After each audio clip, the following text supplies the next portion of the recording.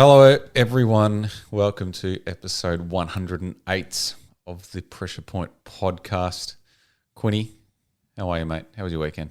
Good, mate. It was a good weekend. Nice to relax. I didn't work. I actually didn't play footy. The other team forfeited this week, so it was nice to have 2 days completely to myself, relaxed. It was good. I'm rejuvenated and ready to go for another week. Yeah. Yourself? Oh, Footy aside first. Footy aside. Footy aside. It was actually a pretty good weekend. The lovely Kristen got back from a 3-week overseas trip. So That's right. The bachelor pad is gone. That's it. Yeah, had the house to myself for 3 weeks. So she's come back now, and I mean nothing really changed because she's pretty crook. So didn't really talk to her all weekend. So Poor thing. But no, it's good to have her back. So no, it was a pretty good weekend. Just chilled out and hung out with her. So right. And then finished off with the Blues on Sunday. So it was a great weekend. Just the cherry on top, the Carlton game, wasn't it? Yeah, mate.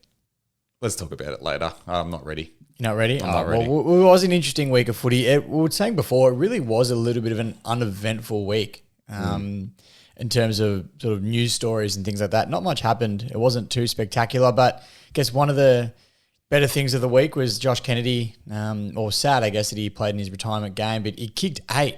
What a send-off. I mean, he had the chance there to kick his 9th and sort of send them home there, the Eagles, but they just fell short by 16 points. But, geez, I mean, he had another season left in him, didn't he? West Coast one or the Sydney one? Oh, both really, but no, West Coast Josh Kennedy. You got it right this time. time. There's a few people out there that are still hanging shit on me for that. So, West Coast Josh Kennedy. Yeah, that was crazy. That was the second most goals in a farewell game of any player ever. Do you know who number 1 was? Fred Fanning kicked 18. That makes sense.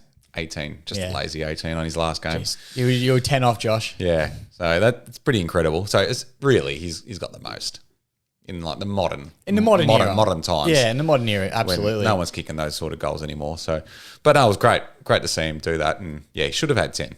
He should have had 10 for sure. But he was one of those players, I feel. I mean, I saw Fremantle made a post recognising him. And, I think he was well loved by the footy community. He's done so many great things. I mean, I'm a big fan of Josh Kennedy, and it was only last year that he kicked a goal after the siren to knock the Tigers off. So I have a lot of reasons to not like Josh Kennedy. But no, he was a superb player. And it was sad to see him wrap up a couple of rounds early, but maybe he just wanted to do it on the home deck in a game maybe they thought they were going to go to the line with. Yeah, well, I think that's their last... Oh, no, I think they got one more. They got an away game technically against Freo. Yeah, but so it's at Optus. But this is their last home in front game. of their fans. Yeah, so he wanted to do it then. No, I get it. It was great to see, and they even put the painting on the ground as well of his kicking action. So they did do that, which was good. You're a serious player when you've got that on your last game. So, but no, he's been great. Obviously, started his career at Carlton.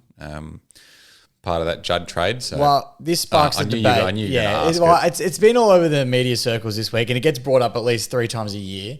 As a Carlton supporter, what are your thoughts? Which club, not individual player, which club do you think won that trade? But why does someone have to win it? Why can't both win it? No, I think both did win it. But yeah, do you think there's a? Because I mean, look, it depends on how you look at it. What were both clubs after with those individual players? But you could argue Carlton. I'm not saying they were, but you could argue Carlton were just looking for an inspirational leader to, good on-field performances, but sort of build a group around him. That could have been what they were looking for. I might not necessarily thought he'll take us to a flag, but he'll build these young guys up potentially. You know what I mean? Whereas Kennedy lasted longer, but he's also younger. So you can't say West Coast Premiership was on Kennedy's shoulders. Are you saying the only reason why West Coast win that is because they won a premiership with Kennedy? Well, I don't think they necessarily Is that why people are tipping it over into his favour? Or to West Coast favour? I don't think that's the sole reason, but it's definitely part of the argument. Well, you play footy to win flags, and they won one with Kennedy, but it was 2018. And when did the trade happen? 2007. Yeah, so I don't really think that you can for me use that to stand on. I think I think both win, but gun to my head, I'd say Judd, simply because that's what Carlton needed at the time. Carlton were on their knees as a club. We had absolutely no standards. We had no players of that ilk at our club, and he came and transformed us. And a year later, took us to the finals, and we played, I think, 4 of the next 5 final series with Judd there. as captain, and he won 3 BNFs, won a Brownlow All-Australian. Like, yeah, well, how can you not say that Carlton? Like, how can you automatically, like, people have been like, oh, West Coast easily won that. How can you say that when you just see what Judd achieved at Carlton? I'm glad I brought this up. No, well, but I agree with you. I don't think it's, I'm not it's saying as it simple either way. as saying, I don't think it's that simple. I mean, you look at the accomplishments, the individual ones itself, Judd wins because of everything he's done, but yeah, Kennedy's obviously had a fair few himself as well. Yeah. Goal kicking wise especially. But Judd took a shit Carlton team to 4 final series. Well, that's why I said what I said before. What did Carlton get Judd there for? To bring us back up the ladder. Exactly, and he did that. Yeah, he did. So he achieved it. Yeah, we didn't get the flag. We got close one year in 2011, but he didn't deliver it. And but you can't. It's also an 18-man team. You can't blame it on one Yeah. guy. But yeah, exactly right. So I'm still haunted by 2013 with the performance he put on. So he was that inspirational leader, like I said, that Carlton were probably looking for and didn't have. Whereas I guess West Coast were probably lacking it. Well, were they even really lacking a key forward back in 2007? Probably not. Was Lynch back still playing around then? No. Big Q? I don't think Josh Kennedy played in a bad West Coast team apart from this year. To be honest, I think they had a couple of years where they were sort of down a little bit, but then they had the 2015 grand final, the 2018 flag. Not Carlton levels of bad. Not Carlton levels of bad, no. No. So, I think Melbourne are the only ones that have been there. Exactly. So Kennedy's had the better team around him, but Judd, I think, did more for that team. Yeah. Well, it's an interesting debate. I it's a great debate. love that it gets brought up, at least 3 times a year. I can't see how people are so easy to choose one. I think a lot of the reason people would go Kennedy as well is because Kennedy's still going. So people just go, oh, well, Kennedy's still out there. But they forget what's happened. Because it's just quick and easy answer to go, oh, well, Kennedy's still there, won a flag 2 years ago. Yeah. Or, whatever it was now. But when you think about it, like you said, everything that's happened in the past, 2011, 12, 13, people forget how long ago that was. Yeah, exactly. That recency bias. Yeah, 100%. That's probably I could have saved all that talking by just saying recency bias. Yeah, but that's pretty much it. So exactly. So great debate. I think both teams win. End of story. Yeah, I think it was. Yeah, it worked out well for both sides. Neither team would be complaining with doing what they did. So exactly. And back then as well, unless I'm mistaken, Carlton wouldn't have probably seen what happened to Fev coming either, would they? No. See, we had Judd for 2 years with Fev. Yeah. Until Fev ruined it. So there you go. But that would have thought, why we don't need a Josh Kennedy? We've got a Fev here. Yeah, exactly. Who's best forward in the comp. Mm-hmm. So anyway, move on. Yes, let's not. We'll talk about that all day. Pies. What the hell? Seriously. Now, I want to say this because I've been getting hounded a little bit about it all week. There's been a couple of Collingwood supporters in my ear that would love. Was that the prediction? No. Surprisingly, it's not about me. That was mostly tongue in cheek, and you know it was as well. You remember good and well that was tongue in cheek. I was looking for a reaction. I've had a few Collingwood supporters reach out to me asking for an apology from yourself. Actually. From me? Yeah, from you. Really? Yeah. They didn't like that you were claiming that they've just been lucky and they're not as good as what everyone thinks they are. Well, they're now sitting second on the ladder. They've knocked off Melbourne twice now in their stretch of 11 wins in a row. Some of them would like you to admit that Collingwood is actually a good side.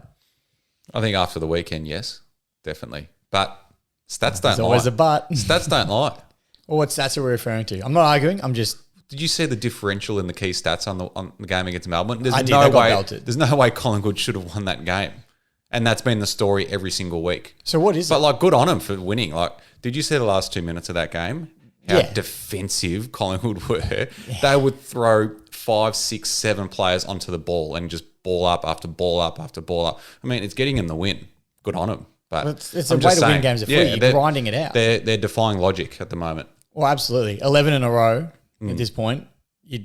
Yeah, I mean we've been saying for the last 7 weeks they're a good side. Loss, I think they can win the flag now, definitely. Oh, there it is. Well, there you go, Collingwood supporters. Why not?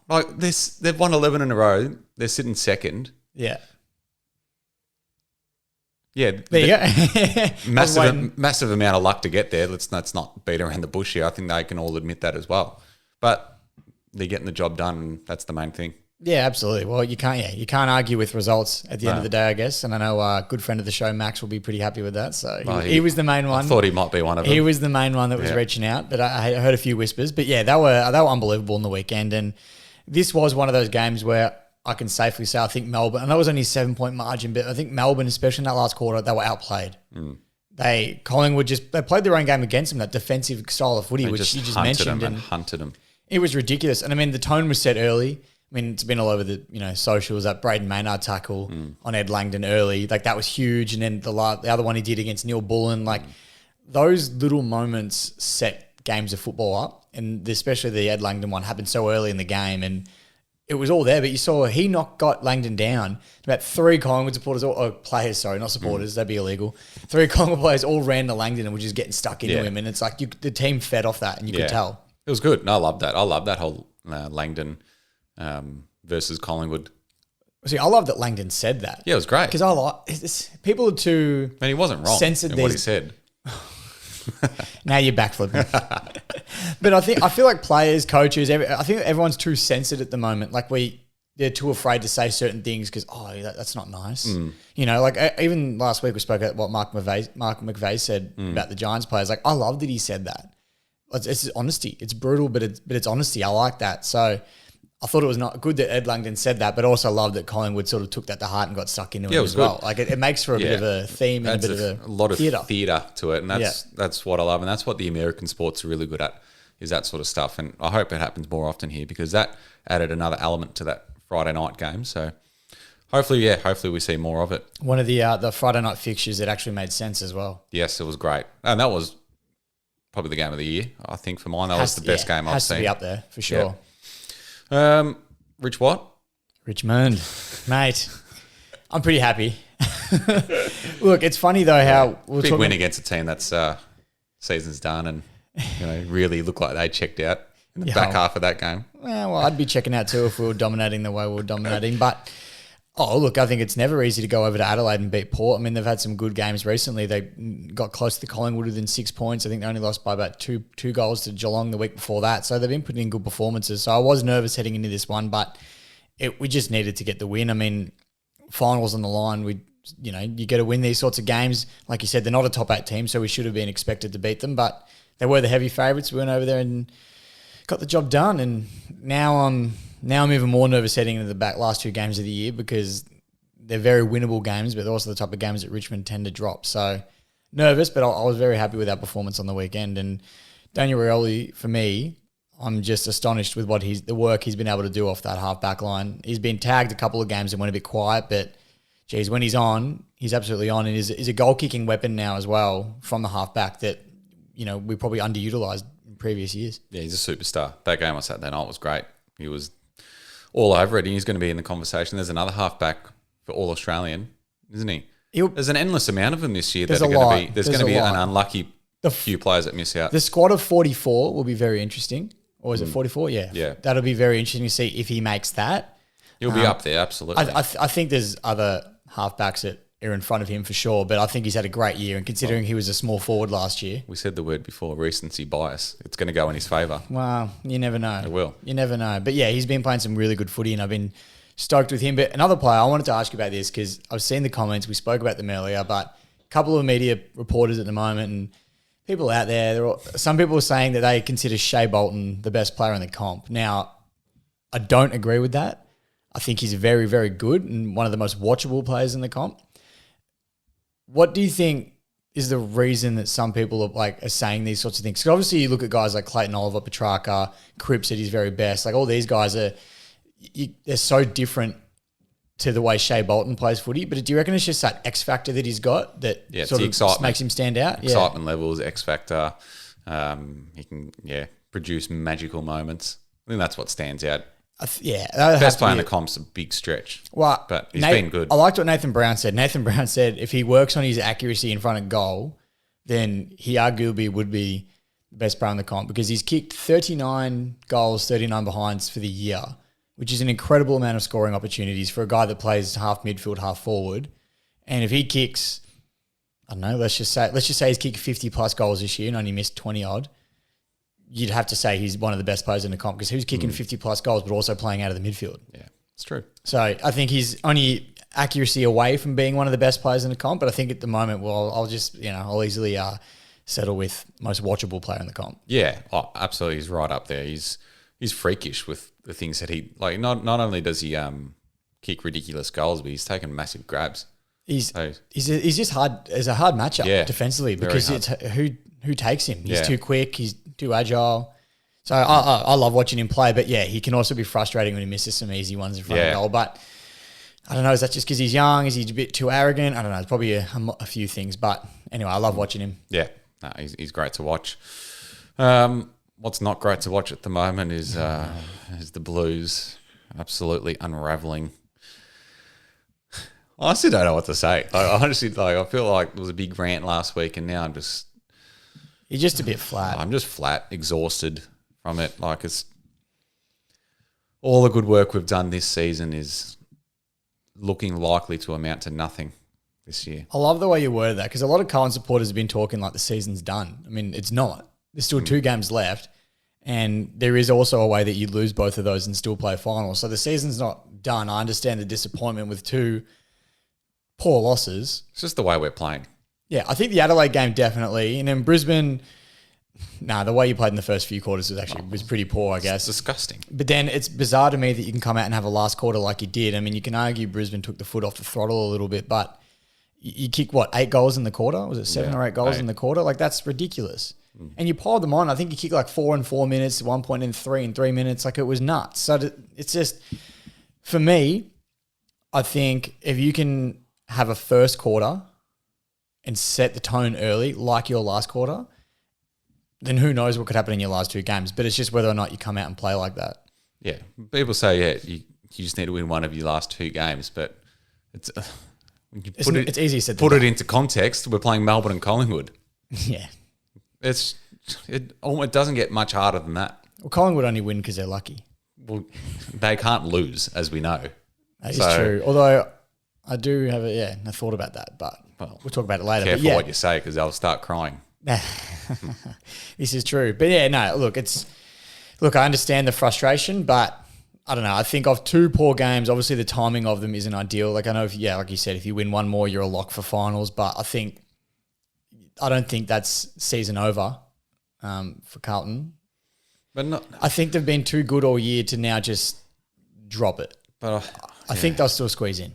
I don't know, but then it's like, even if we just fall into the finals from here and we don't win a game or whatever happens, we're not going in with great form, are we? Like, no, that doesn't help. What's the point in playing? You're just going to get embarrassed. What do you define as a successful season then? If you guys play final, just say you make finals or lose first round. Is that a success because you made it to the finals? Depends how it happens. So if you get belted. If we get belted in the final, coming off the beltings that we're getting at the moment, that's a failed year. So what if you finish 8th and you go over to Perth and play Freo and Freo beat you over there? Like, smash us? Oh, like 20 points. Again, it depends on how the game goes, how we play. Yeah. But if we obviously win one of our last 2, make finals, play a good final, just fall short, you can probably count that as a success. But if we go winless for the rest of the year and dish up a shocking finals performance, then that's a fail. Yeah, well. Because we've fallen in. Well, it hasn't been made any easier with the suspension of Paddy Cripps from yesterday's game. Yeah. I know. No good. Yeah, when you saw it, did you think straight away he's gone, or what were your thoughts? Yeah, it didn't look good. It did not look good. I thought the more you look at it, the more you're like, it is a footy action, like it's just a big hit. But in live play, it doesn't look good. No, and I think, you can talk all day about the inconsistency of the MRO, but there were some hits all year that were genuine football acts.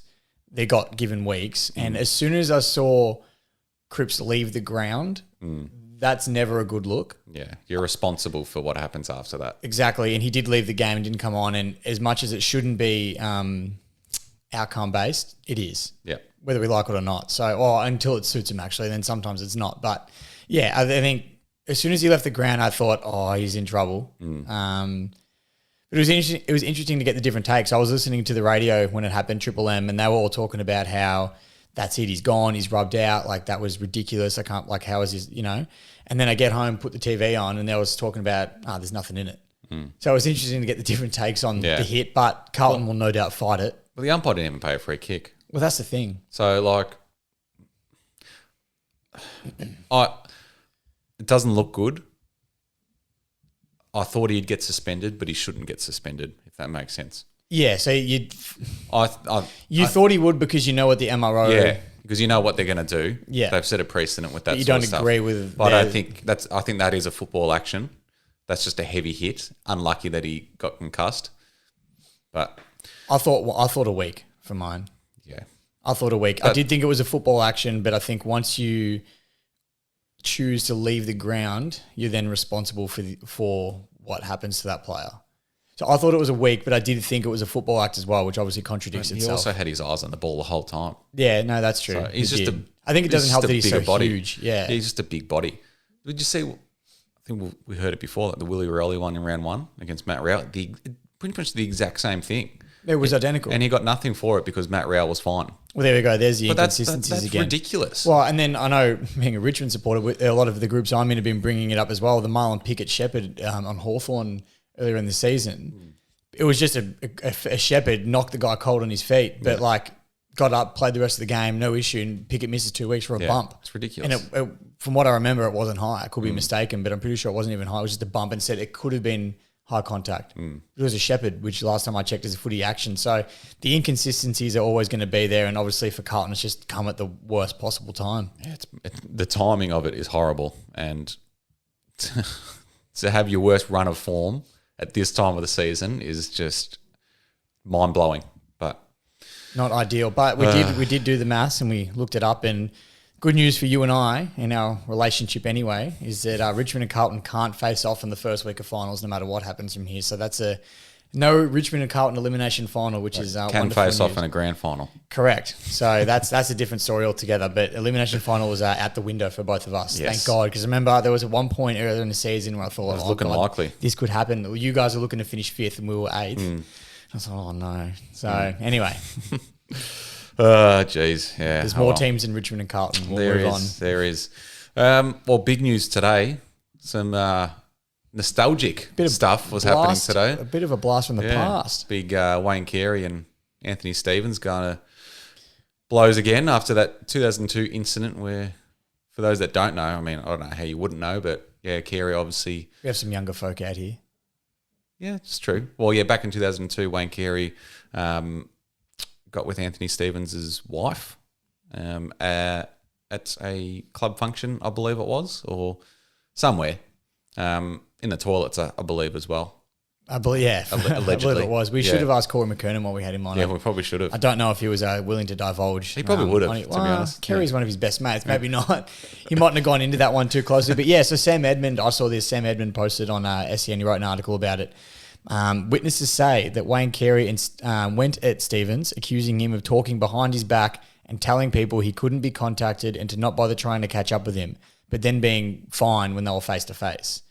Onlookers said at one stage the pair had to be separated, with several former teammates left stunned by Carey's outburst. Now, Carey's probably had a good run in the media in the sense that like he hasn't done anything controversial recently, but I think being the star that he was, it tends to get covered up a little bit. He's had a bit of a tainted past, and this probably doesn't help, especially when it's like, you're the wrongdoer here, Wayne. You slept with your teammate's wife and you were the captain as well. That's not ideal. And you do lash out at him like he was in the wrong for talking shit behind your back. I think he has every right to talk shit behind your back. You just got to own that one. So, look, I wasn't there. I don't understand, don't know the ins and outs of it all, but it's a definitely interesting one. And like I said, a bit of a blast from the past of this coming back up. I mean, how many years later? It's 20 years ago. It was 2002. Yeah, so it's been 20 years. Exactly 20 years. So for that to get brought up again is, quite interesting. Yeah, absolutely crazy when I heard that today. Something you could never get over. So completely understandable from Stephen's point of view, but I think Carey's I think he's ruthless. Yeah, ruthless character that wouldn't really faze him too much. I've heard just a big macho. I have heard some Wayne Carey stories that aren't suitable for podcasts, and you just think, if these are true. Wow. It doesn't surprise you though either. No, not at all. Not at all. I mean, when you got the fame and stardom and it gets to a lot of people's heads and, I don't know Wayne Carey, but yeah. We should make a Pressure Point uncut, and then we can talk about the stories. We should. You can actually find it on Patreon now. So if you want to, if you want to subscribe, it's only $25 a week. You get all the exclusives. Well, sticking with North Melbourne, Jaden Stevenson, what the hell was he thinking on the weekend? Wow, now I thought we could get talking about the game, but really it was a nothing game. Sydney just did what we knew they were going to do, but this is probably the summary of Jaden Stevenson since he's left Collingwood. Well, actually, after his first season at North, he was pretty good, I thought. But, wow, for those that didn't see it, so Jaden Stevenson's had a kick in from fullback. Buddy Franklin has intercepted the poorly timed and poorly placed kick, and Stevenson has literally turned around, faced the opposite way, put his hands on his head, and just sort of felt sorry for himself. Meanwhile, Buddy Franklin's played on and ran to the goal square and basically kicked a goal right in Stevenson's face and gave him a little bump on the way past. Now, that is the most embarrassing. Happened twice, by the way. Have you seen the other? I've only seen the one. You've only seen the Buddy one? I've only seen the Buddy one. This happened twice. So the second one wasn't in the goal square, but very similar where he was turned around and not and Errol Goodham ran straight in and kicked the goal. Now, if you're a potential suitor for North Melbourne, and Alistair Clarkson, just say. Imagine Clarko with this. And you see that, are you more inclined to want to join that club and turn things around and sort players like him out? Or are you just thinking there is no hope, send him to Tassie? Which actually would be worse for Clarkson because he wants to go there anyway eventually. So Clarko would sort that out. Oh, 100%. I mean, I can't understand the lack of effort or just complacency from an AFL player at that level. Unawareness of what's going on. But it's like just giving up like that. You don't see that very often. I mean, I know people go, the team just gave up. They just stopped trying. But it's like this is literally the definition of gave up. Like he was facing the other way. So poor. And I'd be so disappointed as a North fan. Like the year hasn't been tough enough. Yeah. You've then got to watch stuff like this happen. And you've got blokes like Jack Zeeble out there every week putting his body on the line, giving his all. And then, you've got Stevenson doing this on the other end of the ground. So, very disappointing. Yeah. All right, let's move on, mate, to round 22 coming up this week. Round 22nd last week of the home and away season, which is absolutely absurd. But footy's getting hotter. There's feeling it. Some more implications this weekend. And big one Friday night, St Kilda and Brisbane at Marvel. Wow, well, a lot to play for both teams. Brisbane looking for that top 4 and Saints just need a win to, try and lock themselves into the top 8 spot. And let me tell you, for me, I know if St Kilda lose this week and the Tigers get up, we're a lock. Oh, we both need the Saints to lose. Yeah, absolutely. So I'm rooting heavily for the Lions at the moment. But Marvel Stadium, did the Saints pull something out? I mean, they did that. Like I said, they just need to win. And I think they can potentially get away with one win maybe, and then other results have to go their way. So they'll want both, obviously. You want 2 wins, but geez, it's going to be tough. I think because it's not at the G and there's no hoodoo there, Brisbane can get the job done at Marvel Stadium. Yeah, I think Brisbane at Marvel should get the job done, especially this time of the year. I think they're too good of a team to do what they did the other week against you guys. And they nearly did it again. 40-point lead. Which we didn't touch on. I know we focused on the negatives from Carlton, but Brisbane were 57 points up at 3/4 time and you guys got within, 2 kicks? I think it was 16 points. Yeah, which that's a ridiculous margin blown, and they did it against Richmond, so they've obviously got something to look at inward there too because that's a problem for them. But I don't think they'll let it happen again, and I reckon they'll get the job done. Yes, I think Brisbane as well. Saints have probably got the hardest run home of those teams vying for 8th spot, let's say. On paper, absolutely. Yep.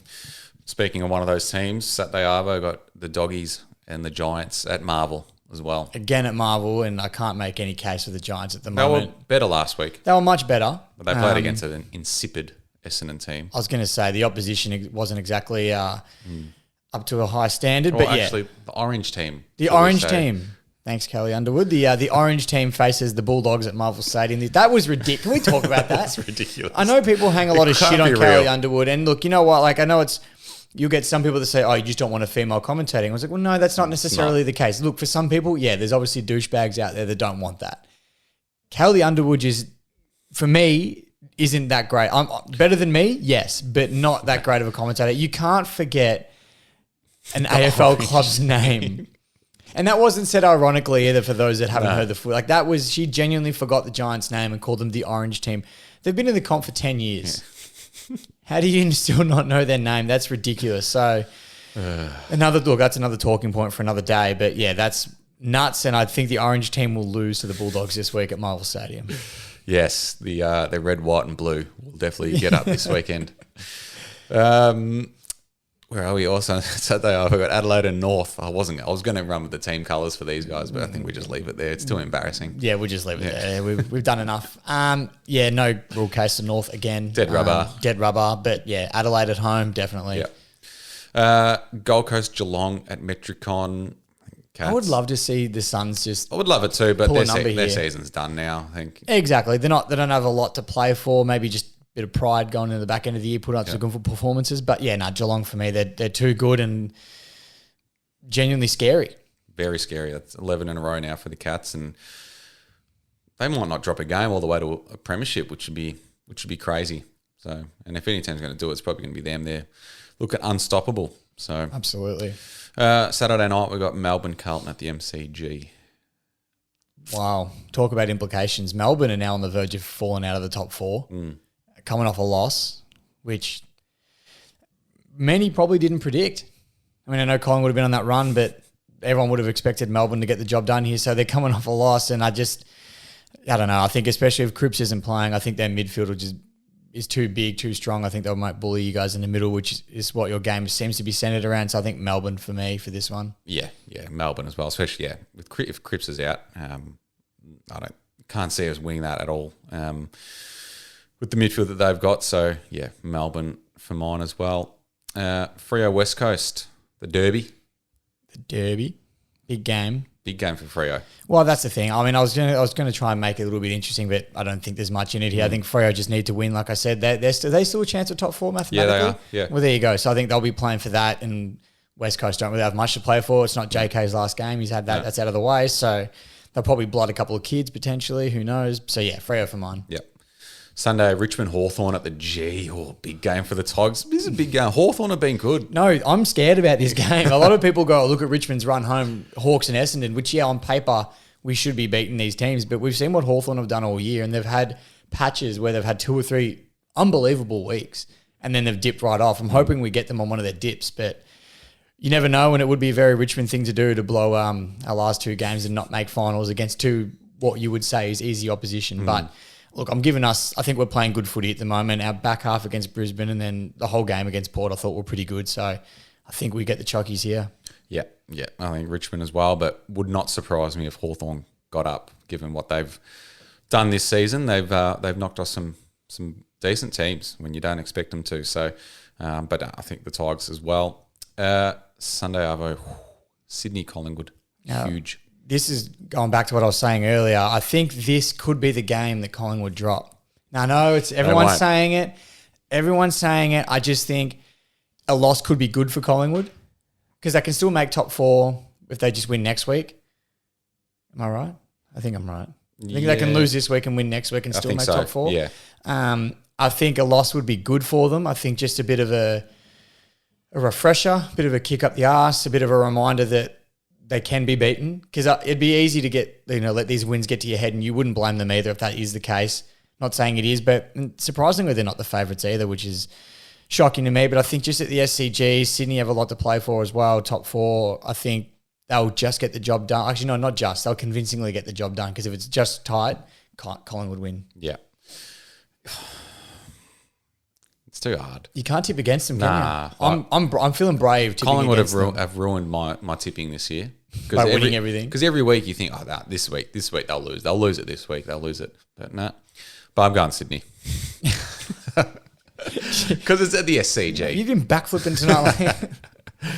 But didn't know you took up parkour? Seriously, if Collingwood win this, wow, they're not going to lose a game for the rest of the year, and they'll win the premiership. It wouldn't surprise me if they win this. I don't think this is the hardest game that they've had. I just think this is a good time for them to lose. Not that they'd do it on purpose, but I think this is the perfect time for them to lose a game.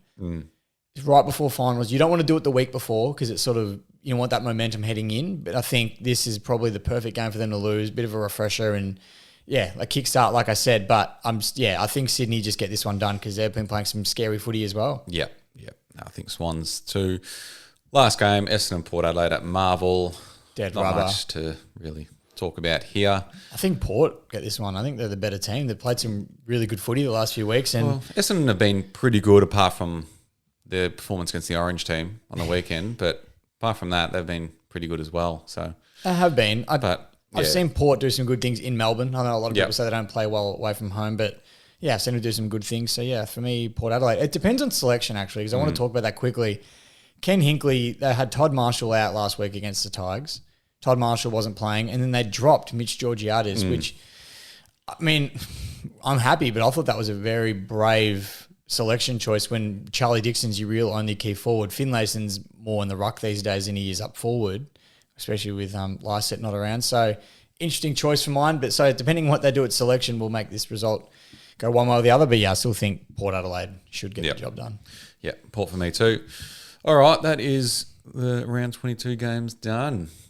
Big round of footy. Very much looking forward to most games there, apart from a couple. Apart from the bottom 8 dead rubber ones, really. Yeah, so it's going to be a great round of footy. Do you have a Crimey River? I mean, do we pass on the segments tonight? Yeah, not a lot happened this week, like we said. The Crimey River, is it? There is no Crimey River. There is none. I've got no Crimey River. Yeah. Okay. That's it. There's nothing for it this week. There's nothing that's really grinding my gears, made me upset. It was just... I feel like I said mine already, so I'm not going to rehash what I said before. Yeah, no big calls on your end? I'll give one. Oh, we got a big call. Paddy Cripps will get off.